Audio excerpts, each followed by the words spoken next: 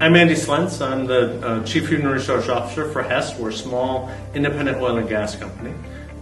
We are global, and so therefore diversity and inclusion is really important to our company. It's very important to our culture. Diversity, equity, and inclusion have come to become very important here recently, and for very, very good reasons. Every organization, whether you're a company, a family, a nonprofit, people want to feel included. People want to be able to come to that organization and bring their whole selves. They don't want to feel like they have to fit a certain standard or a certain mold. And so we focus on inclusion in terms of our culture. We have a very inclusive culture because without inclusion, diversity won't flourish. If you have a very rigid culture, you have lots of diversity, diversity will leave because they don't feel welcome. So you have to start with a very inclusive culture, and then you have to go find diversity. So we have within our company, we have all kinds of diversity in terms of ethnicity, in terms of gender, in terms of orientation, and we try to celebrate those differences. We really feel that the differences are what make us stronger. Diversity of thought, diversity of opinion, diversity of experience brings something to the table that helps us make better business decisions. And so being able to reach out to organizations like the Institute of Hispanic Culture of Houston is a way for us to partner with those outside of our organization to bring in, educate, be able to orient our employees to the broader sets of diversity that are here resident in Houston. Houston is the most diverse city in the United States.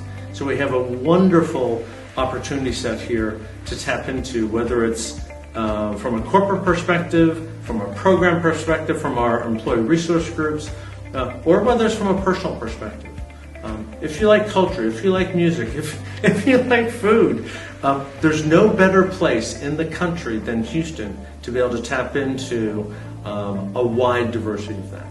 So I think to grow and develop this next generation of leadership, and in particular a more diverse leadership class, there's several things that we do. One is, you need to hire for diversity. So if you don't have your pipeline, as they're coming in the door, you're not going to have a pipeline at your senior leadership levels.